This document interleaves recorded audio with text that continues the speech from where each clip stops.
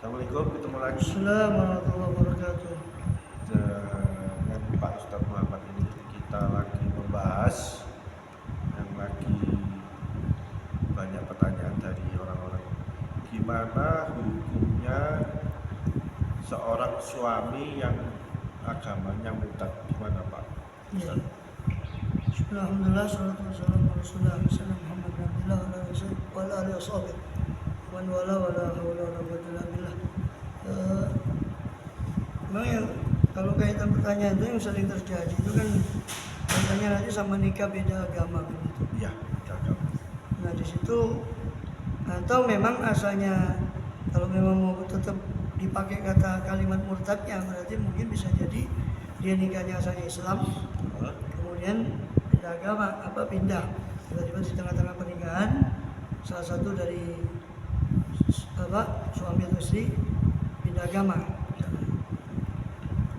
Jelas orang murtad itu dia tercerai dengan terpisah dengan sendirinya, dan juga menikah beda agama tidak dibolehkan secara pendapat yang muktamad.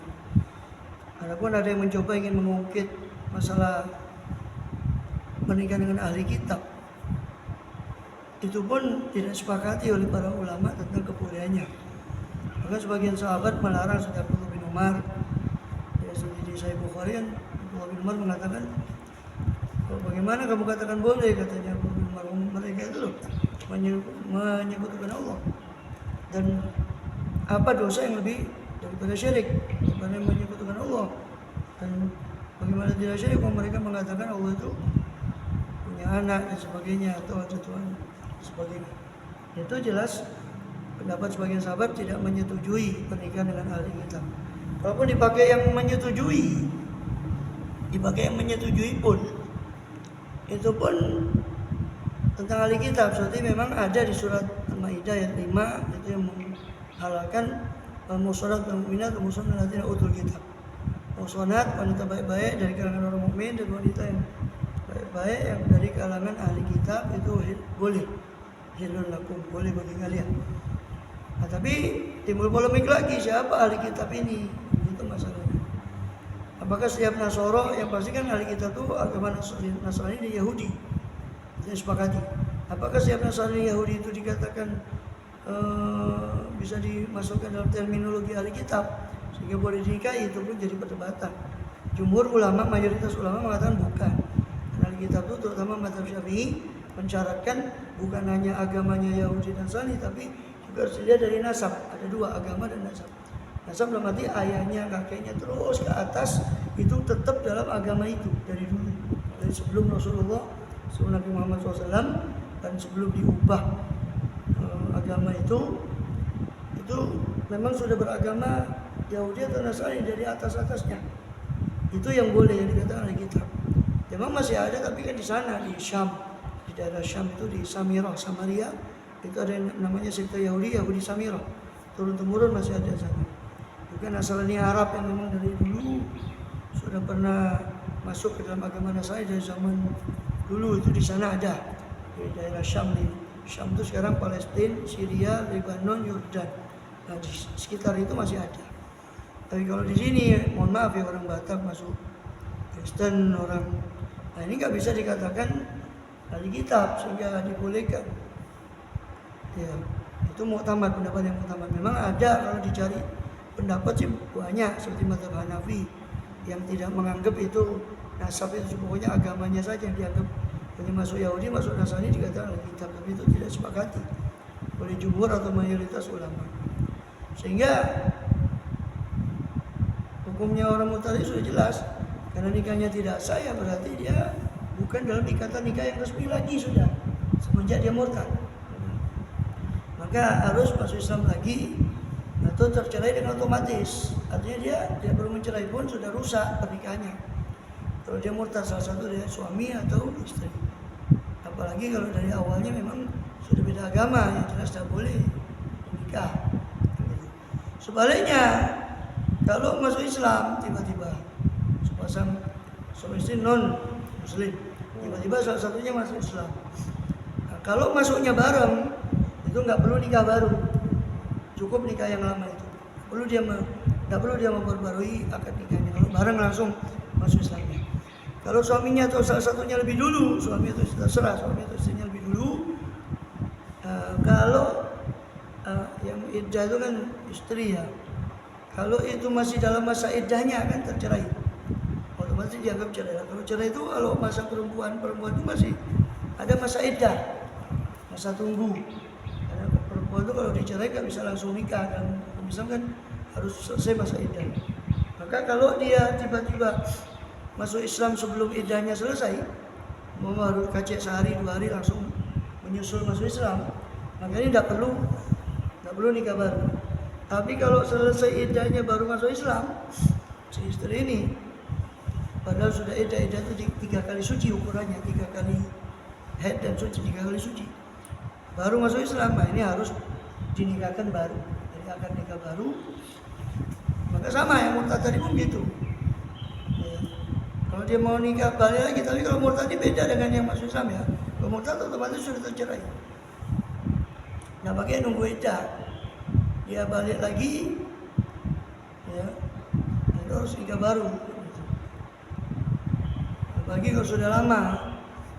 Jadi, tapi yang sering banyak terjadi kan gitu, masih tetap kumpul. Nah, ini masalah. Karena akad nikahnya tidak sah, terus kumpulnya gimana kan gitu.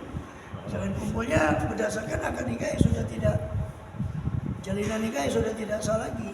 Tapi ini ada yang gini Pak Ustadz, ada yang gini, kawinnya secara Islam, tapi agamanya ke gereja, itu gimana hukumnya?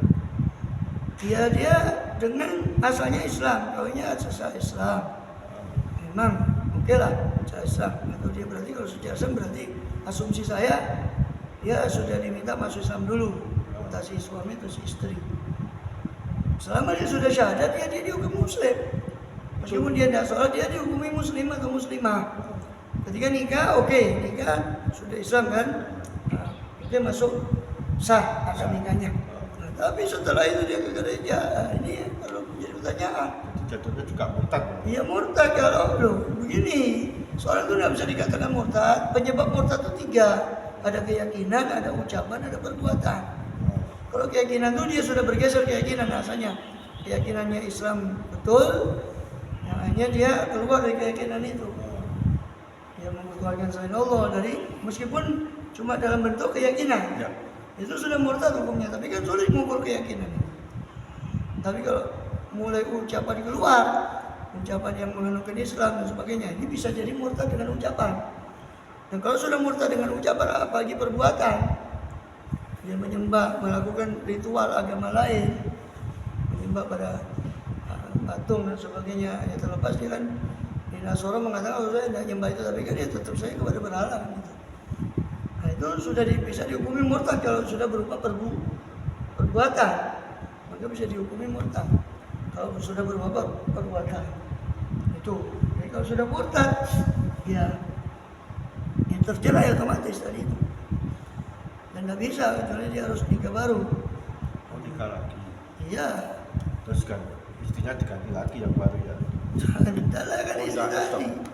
Nah, terserah kalau dia menganggap itu sudah cerai, mau cari calon lagi kan bukan urusan kita. Jadi hukumnya apa itu ya kira-kira? Itu apa ya? Contohnya apa? Ya dijabar atau dirajam atau gimana kalau orang murtad? Dosanya lebih Murtad, kalau murtad ya keras sekali hukumannya, tidak bisa. Kalau murtad itu diminta tobat dulu 2 atau 3 hari atau berapa lama, ada khilaf tentang masalah permintaan tobat ini. Diminta tobat dulu, disadarkan dulu, jika tetap begitu dia dihukum mati. Kalau dalam Islam, dalam Islam dihukum mati. Rajam itu kalau berzina. oh rajam. Ya otomatis kalau dia tetap Sama berzina itu hukumannya rajam, khusus berzina ya. Khusus berzina.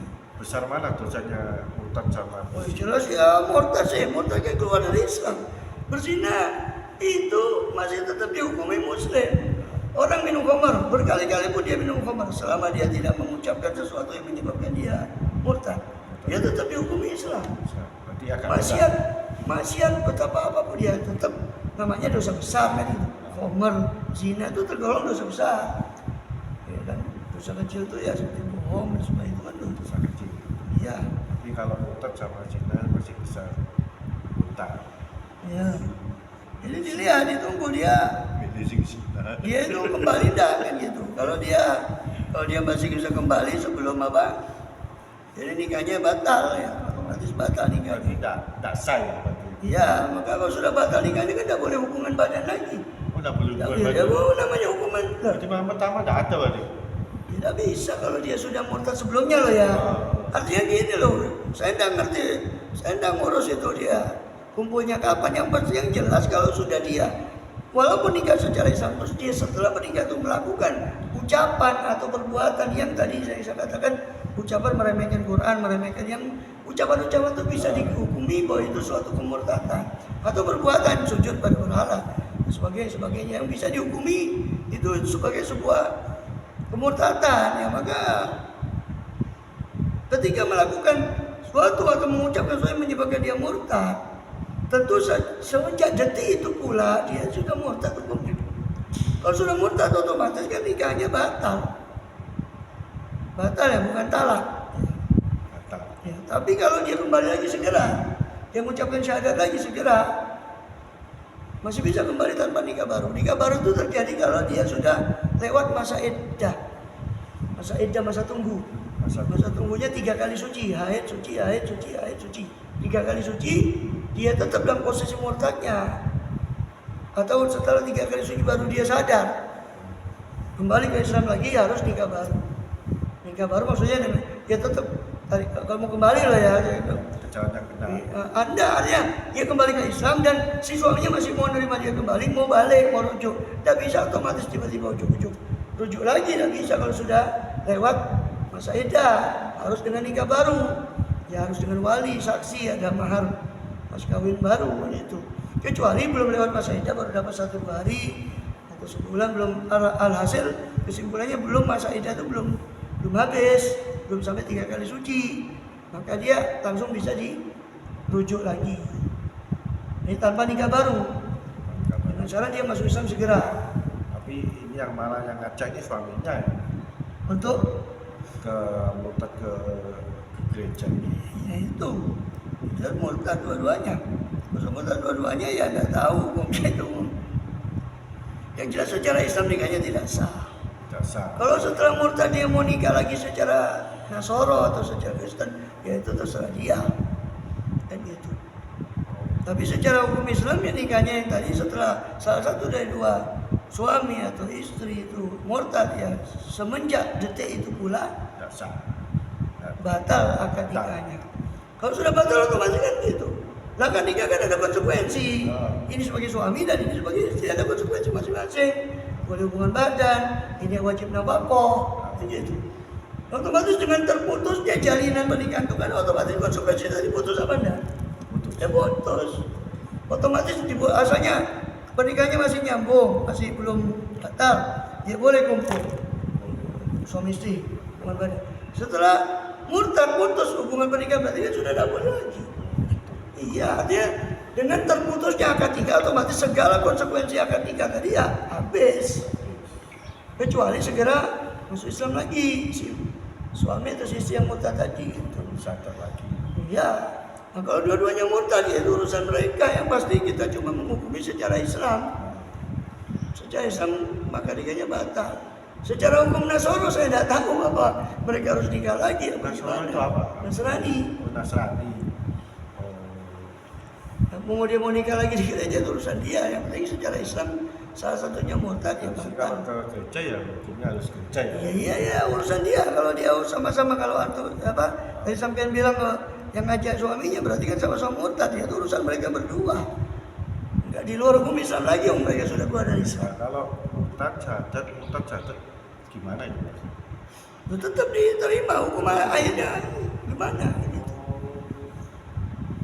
Ya Allah kan yang lebih tahu, sedangkan kita ini kan manusia ini kan artinya kita namanya hukum tuh, hukum syariat itu patokannya tuh zahir, lahiriah. Dia udah murtad 2 kali, tiba-tiba datang ke kita, Ustaz saya masuk Islam, mengucapkan syahadat. Ya saya hukumi orang itu muslim dengan pengucapan syahadatnya tadi toh. Kita hanya menghukumi secara lahiriah. Urusan batin dia cuma main-main, itu kan urusan dia sama Tuhan, sama Allah Ta'ala. Gitu. Bukan urusan kita, kan kita nggak bisa menghakimi batinnya orang kan gitu. Ya, nggak bisa. Iya. Oke, jadi penjelasannya sudah jelas tentang murtad. Jadi sampai di situ dulu.